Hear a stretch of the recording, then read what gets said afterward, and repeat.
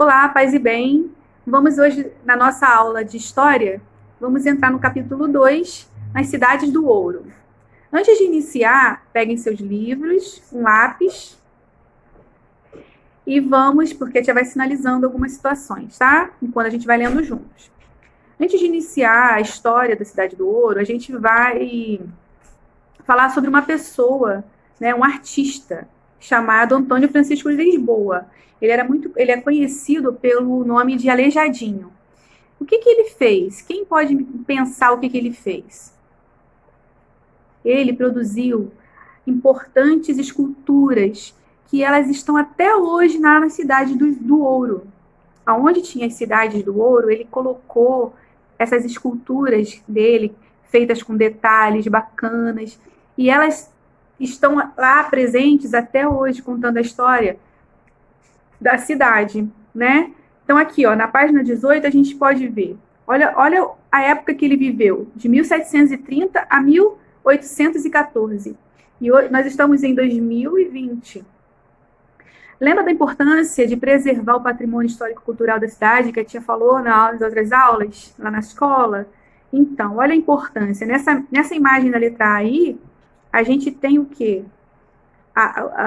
O trabalho feito por ele, tá vendo? No muro, dispostos por ele. E é bacana, tá vendo? Conta a história de um local.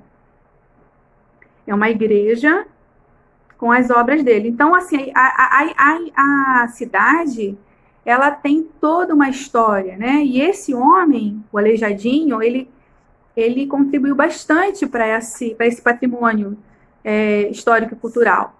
Então, assim, nessa página 18, no livro virtual, se você clicar lá no recurso digital, você vai conseguir visualizar essa igreja do alto. É muito bacana. Depois você clica lá no recurso digital, que você vai ver essa igreja em 3D, vista de frente e do alto, tá? Vamos para a página 19, a mineração e as vilas, né? A gente estudou no capítulo 1 que a cana-de-açúcar era o principal o quê? Era o principal ganho de dinheiro, né? Aí fundaram as vilas de São Vicente, São Paulo de Piratininga, depois no Nordeste, em Olinda, né? A cana-de-açúcar, ela dava muito dinheiro e os navios chegavam. Por que Olinda? Porque era um porto natural, então era mais fácil para chegar os navios. Aí tinha a plantação de cana-de-açúcar, os engenhos de açúcar, e o açúcar era liberado através desse porto natural, que era mais próximo, né?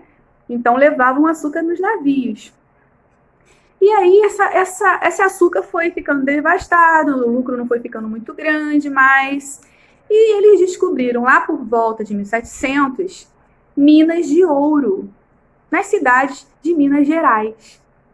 E com isso, né, outras áreas do Brasil e até Portugal foram para lá. E lá era um local de não muito acesso, né? Então, eles foram entrando para lá, alguns povoados, e eles foram ficando. E esses povoados, né, por conta da mineração, esses povoados foram crescendo, foram se instalando nesses locais, lá em Minas, e foi crescendo. E aí se tornaram novas vilas, né? Novas vilas. Pessoas que vieram de fora para trabalhar nas minas, os portugueses, pessoas que também trouxeram escravos para trabalhar para eles. A tia já falou sobre os escravos, pessoas que trabalhavam de graça, né? As pessoas compravam escravos e eles trabalhavam de graça para eles, né? Então, assim, vinham com eles. A maioria das pessoas que trabalhavam na mineração eram escravos. E depois, assim, a população foi trabalhar na mineração também. Então, foram para Minas, né? Foram formando as primeiras vilas lá em Minas. Mais tarde, eles foram descobrindo outras regiões que também tinham ouro, que também tinham mineração. Mato Grosso, vamos pegar nosso lapisinho, lá na penúltima linha. Ó, o último parágrafo. Alguns anos mais tarde, foram descobertas minas na região dos atuais estados de Mato Grosso, pode sublinhar, Goiás e Bahia. Então, outras vilas se formaram também nesses locais. Aonde tinha ouro e mineração, as pessoas iam para lá, porque é onde tirava lucro, onde tirava dinheiro. Então, eles iam fazendo retirada desse ouro e dessas pedras preciosas e vendendo para fora. Então, onde eles ganhavam dinheiro, então eles mudavam-se para lá. Então, formavam-se novas vilas. Nesse mapa que nós temos aqui na página 19, a parte amarelinha, ela mostra para a gente o quê? O local de áreas de mineração, né? Aqui a gente tem as áreas de amarelinha, são as áreas de mineração. Vamos falar aqui para a tia, pega o lapisinho, e vamos circular os estados que têm áreas de mineração. Primeiro estado aqui, uma parte grandona, Mato Grosso. Vamos circular Mato Grosso, né? Minas Gerais, aqui no meio, temos o estado de Minas Gerais. Onde mais? Goiás, olha, Goiás tem mineração. E Bahia, lá em cima, ó. Bahia também. Então, 4 estados que têm áreas de mineração, né? E aí, com essa descoberta em Minas, foi se expandindo e pessoas iam para esses locais e de lá ficavam povoado e crescia e viravam vilas. Vamos para a página 20. As vilas das Minas Gerais. Então, assim, tinha vila, mas tinha as principais, que hoje receberam um novo nome, né? E elas tinham um nome antigo, tipo Vila Rica, hoje é Ouro Preto, né? Ribeirão do Carmo, hoje é Mariana, que teve aquela coisa lá difícil que a gente ouviu em Mariana, né? Que hoje a gente tem esses nomes e hoje a gente tem novos fatos que aconteceram com essas regiões, né? Temos a Vila Real, que hoje é o Sabará, São José del Rei, que hoje é Tiradentes. São cidades famosas, históricas. Não sei se vocês já ouviram falar, ou se já, de repente, até visitaram. Arraial do Tijuco, que é a Diamantina, e Vila do Príncipe, que é a atual Cerro. Aqui a gente tem 2 imagens na página 20 de como é o centro histórico, né, de algumas cidades. E, assim, a gente pode perceber que a estrutura, né, as fachadas das casas, as construções, as ruas, elas têm um jeitinho específico, olha só. As ruas eram construídas, eram ruas estreitas, são ruas estreitas até hoje, essa construção manteve, né? São ruas estreitas, feitas de pedra. As estruturas das casas, as mais simples, que eram das pessoas mais, vamos supor, mais pobres, elas tinham um estilo, que era uma porta na frente e 2 janelinhas, né? E das pessoas que tinham mais dinheiro, eram sobrados com janelões e portas embaixo. Esses eram os casarões das pessoas com mais dinheiro. E os dos mais modestos eram 2 janelinhas com uma porta, geralmente um padrão. E esse padrão, ele perpetuou. Se você for na cidade hoje, lá, você encontra essas construções, né? Igual a gente falou nas aulas, lembra que a gente falou sobre isso? Patrimônio histórico de um local, que ele é perpetuado, para que seja contada a história. Então, essas construções, elas eram caprichadas, assim, tipo, para se tornar e perpetuar, né?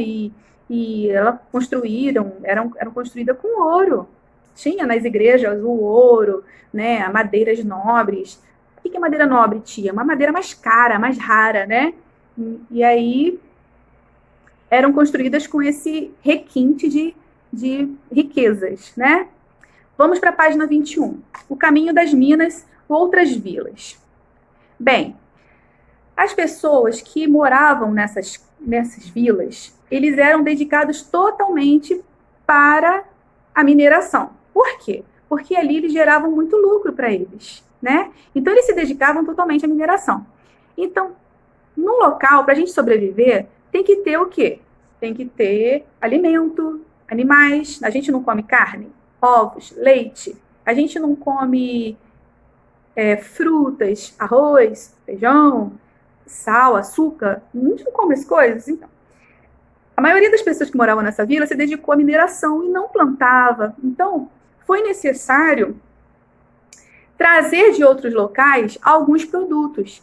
E eles eram trazidos pelos tropeiros. Dá uma olhadinha nessa imagem da página 21.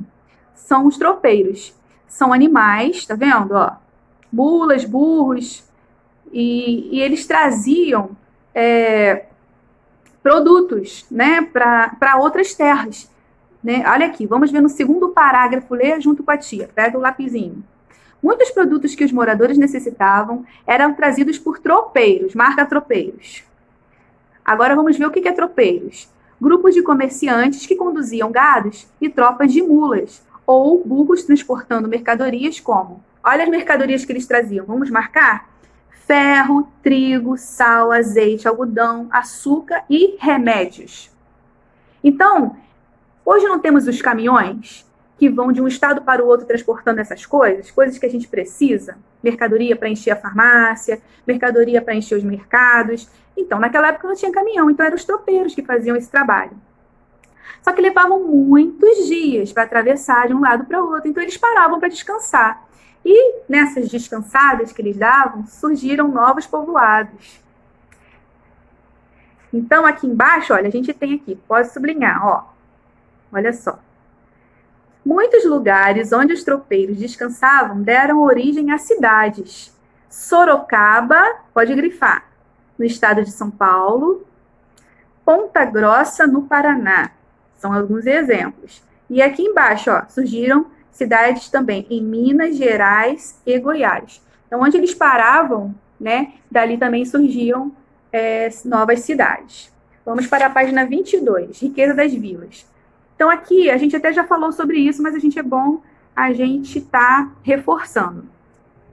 Né? Nessas cidades que tinham o ouro, a mineração, lá junto com a exploração das pedras preciosas, teve muita riqueza nessa época, né? Teve muita riqueza. Então, assim, as igrejas, os casarões, e eram todos feitos com coisas assim, pedras preciosas, utilizavam ouro, utilizavam a madeira que eu falei anteriormente, a madeira, né, rica. Então, até hoje, nós temos esses patrimônios que foram preservados, que contam a história, né? Aqui no segundo parágrafo nós temos assim, ó. Mas nem todas as pessoas se beneficiavam da riqueza das vilas. Lá viviam também as pessoas escravizadas, que trabalhavam nas minas, e pessoas livres, pobres. Então, todo mundo trabalhava nas minas? Sim, mas tinha ricos e tinha pobres, e tinha os escravizados. Os pobres nem sempre eram escravizados, só eram pobres, não ganhavam o suficiente, porque ele tirava o ouro e ele ganhava pouquinho.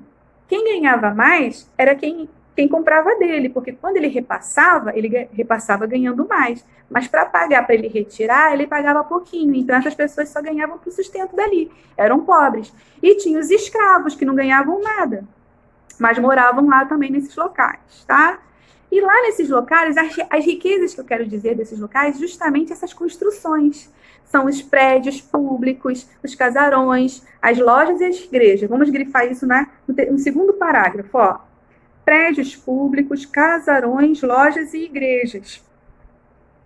Aí, as artes de Aleijadinhos estão nesse local. Olha aqui, ó, arte nas vilas mineradoras. Nas vilas mineradoras foi construído um importante conjunto de obras artísticas. A maioria dessas obras se destaca por seu aspecto monumental e pelas riquezas dos seus detalhes. Então, assim, a tia tem esse exercício, essa atividade aqui, eu pedi que ele não precisasse recortar e colar no caderno. Você vai ver isso lá. Mas o que eu quero que você faça? Eu quero que você pesquise, que você use a internet ao seu favor. Você vai fazer uma visita por Ouro Preto através da internet, vai ver as igrejas por dentro, vai ver esse detalhe da arquitetura que a tia falou, sobre os casarões, sobre a casa dos mais humildes, né? As obras de Aleijadinho, os detalhes da obra de Aleijadinho, que é muito bacana, tá? Eu quero que você pesquise, tenha conhecimento, não precisa recortar. E na página 23, nossa última página de hoje, do ouro ao turismo. O que acontece? Lembra dessas nossas aulas que a tia conversava sobre tirar as árvores e não plantar, as consequências que isso podia gerar para o mundo, para as pessoas, lembra? Desmatamento. Então, o ouro foi a mesma coisa. Teve um esgotamento do ouro, né? As minas só tiravam, mandavam para fora, tiravam. E aí foram se esgotando as pedras preciosas, a mineração. E aquele local, ele ficou desativado para essa finalidade que era retirar. Então, o que aconteceu? Ali virou uma cidade turística, porque foram construídos muitos monumentos muito bacanas. Foram as igrejas, os casarões, né? Como a gente grifou aqui, lojas. Então, assim, tudo foi feito com muito requinte de detalhe, né? Foi feito com muito capricho.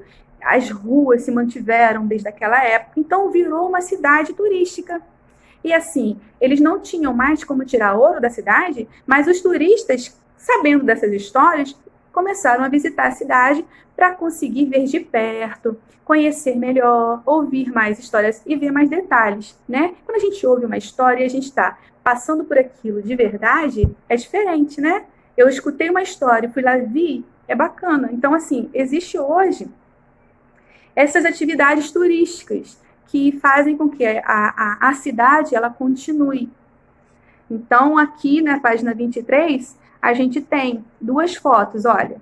Uma aqui é uma apresentação teatral em frente à Igreja Nossa Senhora do Rosário, e aqui embaixo a gente tem, ó, turistas praticam trilha na Estrada Real. Então, o turismo ecológico é atividade turística com o objetivo de admirar e estudar a natureza sem causar danos. Por quê?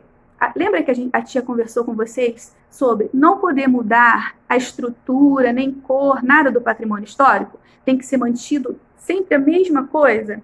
Em Cabo Frio nós temos, a gente falou sobre isso, lembra? Nós falamos sobre o Pelourinho, falamos sobre o Cáritas, o tamanho das portas, as janelas, né? Outros monumentos que contam a história do local. Nessas cidades foi mantida a mesma coisa, para que a gente pudesse chegar lá e encontrar o verdadeiro, o que foi que aconteceu na época. Então é bacana, é rico em histórias, né? Então, assim, espero que vocês tenham gostado da aula e depois a gente volta mais para dar mais explicações e falar um pouquinho mais sobre a história do Brasil. Um beijo!